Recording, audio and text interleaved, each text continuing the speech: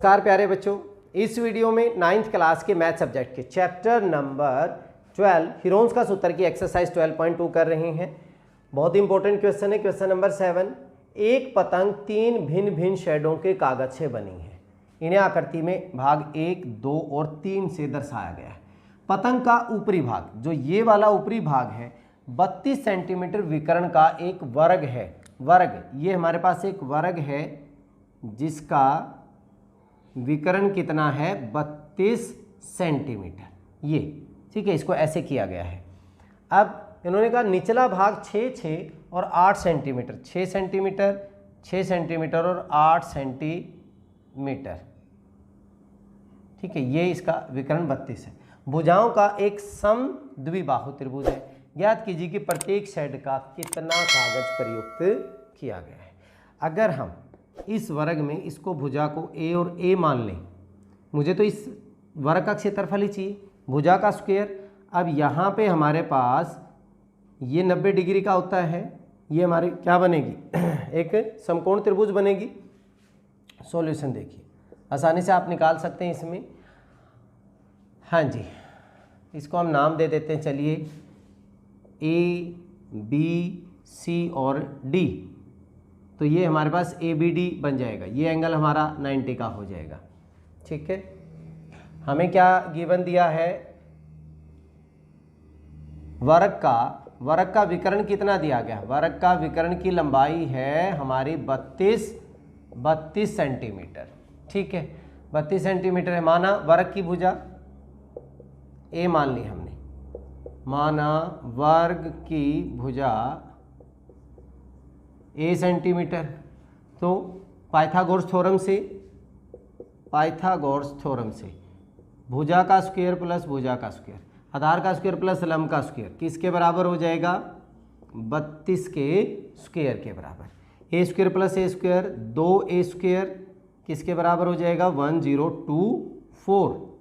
सो ए square की value क्या होगी, 512 हो जाएगी। ए स्क्वायर क्या है, ए स्क्वायर वर्ग का क्षेत्रफल।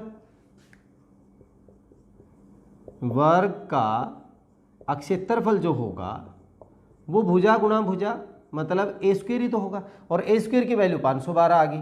तो वर्ग का क्षेत्रफल हो जाएगा 512 सेंटीमीटर स्क्वायर। लेकिन यहाँ इसको कितने भागों में बांटा गया, 2 भागों में। तो शेड, जो हमारी शेड 1 एंड 2 का क्षेत्रफल, ये कितना कितना होगा हमारे पास, प्रत्येक का कह रहे हैं हम। ठीक है, प्रत्येक का 512/2, 256 सेंटीमीटर स्क्वायर हो जाएगा। प्रत्येक शेड का क्षेत्रफल 256 सेंटीमीटर स्क्वायर। अब हम बात करते हैं तीसरे शेड में, 3 के लिए। अब हमारे पास एक ये त्रिभुज है, तो हम पहले क्या निकालेंगे, एस हमारा 6 + 6 + 8/2, 6 से 12 और 8 है 20/2, मतलब कितना हो गया, 10। तो हीरोन सूत्र से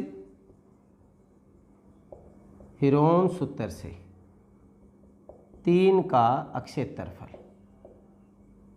फार्मूला क्या है हमारा, S minus A, S minus B and S minus C हो जाएगा। एस हमारा 10 है, 10 - 6 गुणा 10 - 6 और तीसरी भुजा 10 - 8। 10 में से 6 गया 4, 10 में से 6 गया 4, 10 में से 8 गया 2। इन 4 में से तो एक 4 बाहर आ गया। 10 को आप लिख सकते हैं 2 गुणा में 5 और गुणा में 2 ये आ गया, एक 2 और बाहर आ गया, तो 2 चौके 8, वर्गमूल 5 सेंटीमीटर स्क्वायर आपका कौन से शेड का आ गया, तीसरे शेड का क्षेत्रफल। अगर इसकी वैल्यू आप निकालना चाहो तो ये होता है वर्गमूल 5 की 2.14, मल्टीप्लाई कर दो 32, 11, 16 और 1 17, 17.12 सेंटीमीटर अराउंड अबाउट आपका ये वैल्यू आ जाएगी। नहीं तो इतना भी छोड़ देंगे तो भी सही है। प्रत्येक शेड का क्षेत्रफल हमने निकाल दिया। ठीक है, चलिए अब क्वेश्चन नंबर 8 करते हैं। क्वेश्चन नंबर 8, फर्श पर फूलों का डिजाइन 16 त्रिभुजाकार टाइलों से बनाया गया है। ये जिनमें से प्रत्येक की भुजाएं 9 सेंटीमीटर, 28 और 35 सेंटीमीटर हैं। ये हमारे पास 16 हैं, 1 2 3 4 इस तरह 16 हैं। देखिए आकृति, इन टाइलों को 50 पैसे प्रति सेंटीमीटर की दर से पॉलिश कराने का व्यय ज्ञात कीजिए, टोटल खर्चा कितना आएगा। सॉल्यूशन देखें, त्रिभुजाकार है, प्रत्येक त्रिभुजाकार टाइल दी हुई है हमें, टाइल की भुजाएं हमें दी हुई हैं 9 सेंटीमीटर, 28 सेंटीमीटर और 35 सेंटीमीटर। क्या निकालेंगे हम इसमें? एस निकालेंगे। तो एस हमारा क्या हो जाएगा? 9 + 28 + 35 और बटे 2, 9 28 37 और 35 72 बटे 2, डिवाइड करेंगे तो कितना हो जाएगा? 36। तो प्रत्येक टाइल का क्षेत्रफल हीरोन्स फॉर्मूले से S minus A, S minus B, S minus C, 36 minus 9, फिर 36 माइनस 28 और तीसरी भुजा हमारे पास है 36 माइनस 35। इनका ये हो गया 36 में से 9 जाएगा तो कितना हो गया? 27। 36 में से 28 जाएगा तो कितना रह गया? 8 और 36 में से 35 जाएगा तो हमारा कितना हो गया? 1 हो गया। अभी देखो 36 जो है वो 6 गुणा में 6 है। 36 जो है 6 गुणा में 6, तो इसमें से एक 6 बाहर हो जाएगा, या 6 गुणा में 6 पहले इनके फैक्टर लिख लीजिए। ये 3 तिया 9 तिया 27 हैं, और ये 8 जो है वो 2 गुणा में 2 है।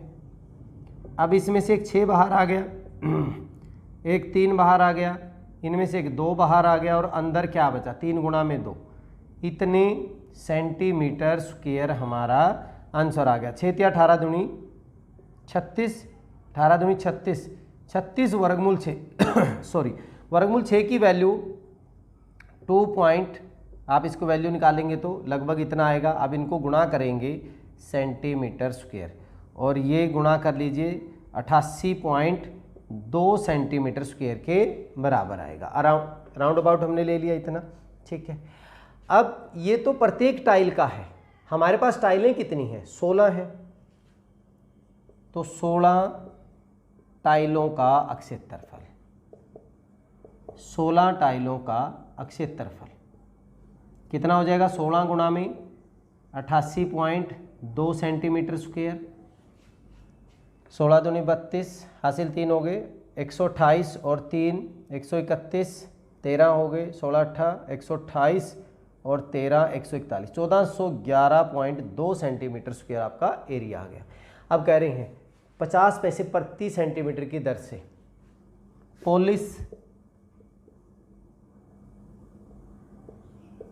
पॉलिश कराने की दर हमें कितनी दी हुई है? 50 पैसा प्रति सेंटीमीटर, 1 सेंटीमीटर स्क्वायर पर, लेकिन हमारा एरिया तो इतना हो गया, तो ज़्यादा हो गया, गुणा करेंगे। सो टाइलों पर पॉलिश कराने का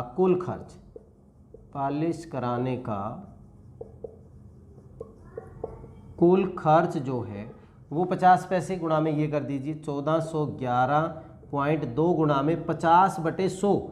मैं इसको क्या कर रहा हूँ? रुपीज़ में बदल रहा हूँ भाई, तो इसको कैंसिल, ये रुपए हो जाएंगे। 1/2 हो गया, 2 से इसको कैंसिल करेंगे, 7 हो गया, 0 हो गया, फिर 5 हो गया, 0.6, 705.6 705.60 रुपीज़ हो जाएगा। 705 रुपये 60 पैसे आपका आंसर आ गया। बड़ा ही इंपॉर्टेंट और बहुत ही आसान सा क्वेश्चन था। चलिए इस 9, एक खेत समलंब के आकार का है जिसकी समानांतर भुजाएं 25 मीटर और 10 मीटर है। समलंब, ये हमारे पास कुछ इस तरह का हो गया, 25 मीटर और 10 मीटर समानांतर भुजाएं। इसकी असमानांतर भुजाएं 14 मीटर और 13 मीटर है। मान लीजिए ये हमारे पास होगी 13 मीटर और ये होगी हमारी 14 मीटर। ठीक है, अब हमने क्या करना है, इस खेत का क्षेत्रफल ज्ञात कीजिए। देखिए खेत समलंब का जो क्षेत्रफल होता है वो 1/2 समानांतर भुजाओं का योग, समानांतर भुजाओं का योग और गुणा में ऊंचाई होती है। अब समानांतर भुजाएं तो हमें दी हुई है लेकिन ऊंचाई का नहीं पता। इसके लिए हम क्या करेंगे, इस 14 सेंटीमीटर के समानांतर हमने एक ऐसे भुजा खींच ली 14, तो ये भी कितनी हो जाएगी हमारे पास 14 मीटर हो जाएगी।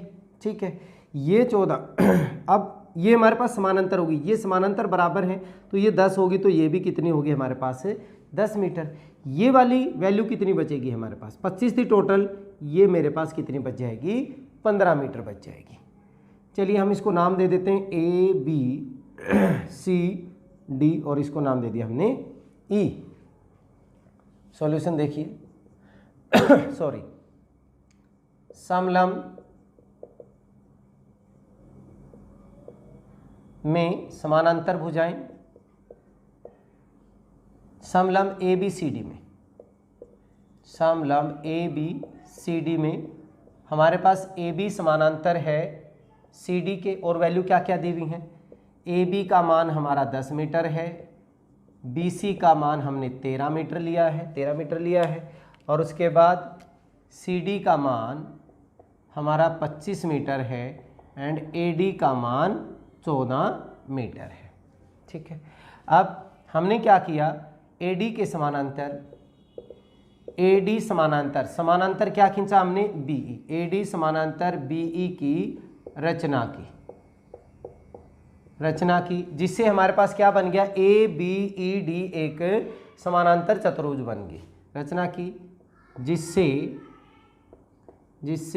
ABCD एक समानांतर चतुर्भुज बनी। और अगर ये समानांतर चतुर्भुज है तो इसका मतलब AB किसके इक्वल हो जाएगा, AB बराबर है DE किसके बराबर हो जाएगा 10 मीटर। अब DE माइनस कर दोगे किस में से, DC में से, तो हमारे पास EC आ जाएगी। सो EC हमारे पास 25 माइनस 10 करोगे कितना हो जाएगा 15 मीटर। ठीक है, क्या किया हमने CD माइनस DE बराबर 15 मीटर। मैं ये क्यों कर रहा हूँ सारा कुछ, अगर हम इस त्रिभुज का क्षेत्रफल निकाल लें, अब यहाँ पे हमारे पास तीनों भुजाएं होगी, हीरोन्स फॉर्मूले से हम इसका क्षेत्रफल निकाल सकते हैं, लेकिन दूसरे तरीके से इसका दूसरा भी तो फार्मूला होता है 1/2 आधार गुणा में ऊंचाई, वहाँ से इसकी क्या आ जाएगी ऊंचाई आ जाएगी। अब किस में बात कर रहे हैं हम, त्रिभुज BEC में, त्रिभुज BEC में हम S निकाल रहे हैं। S हमारे पास क्या बनेगा 13 + 14 + 15/2, 13 14 27 और 15 42, 42/2 डिवाइड करके कितना हो गया 21 हो गए। हीरोन सूत्र से त्रिभुज BEC का क्षेत्रफल, formula S minus A, S minus B और S माइनस C, ये फार्मूला है। निकालेंगे 21 माइनस 13, 21 माइनस 14 और 21 माइनस 15, ये हो गया 21 माइनस 13 मतलब 8 हो गया, फिर कितना हो गया 7 हो गया और फिर कितना हो गया 6 हो गया। इसको कैसे लिख सकते हैं 3 गुणा में 7, 8 को कैसे लिख सकते हैं 2 गुणा में 2 गुणा में 2, 7 और 6 को लिख सकते हैं 2 गुणा में 3। वैल्यू क्या क्या बाहर आ जाएगी इसमें, हमारे पास आ गया एक तो 3 बाहर हो गया इन दोनों में से, फिर एक 7 बाहर हो गया इन दोनों में से, एक 2 बाहर हो गया इसमें से एक 2 बाहर हो गया। वर्गमूल में 3 7 21 42 84 सेंटीमीटर स्क्वायर आपका त्रिभुज BEC का क्षेत्रफल हो गया। अब अगर मैं इसके ऊपर ये हाइट लेता हूँ BM, त्रिभुज BEC का क्षेत्रफल, त्रिभुज BEC का क्षेत्रफल 1/2 आधार EC और गुणा में ऊंचाई BM, 1/2। आधार हमारे पास कितना है 15 है और BM हमने हाइट h मान ली, लेकिन त्रिभुज BC का क्षेत्रफल किसके बराबर आया है, किसके बराबर रख दिया हमने 84 के। ठीक है, h की वैल्यू हमारे पास कितनी होगी 84 × 2 डिवाइडेड बाई 15, ये 3 से कट रहा है 5, ये हो गया 28, 28 दूनी 56/5, इतना ही रख लीजिए, बाकी बाद में देख लेंगे। 56/5 मीटर हो गया। अब समलंब का क्षेत्रफल, समलंब का क्षेत्रफल, समलंब ABCD, समलंब ABCD का क्षेत्रफल, फार्मूला यहाँ पे लिखा हुआ मैंने, ये वाला फार्मूला लिखवाया था।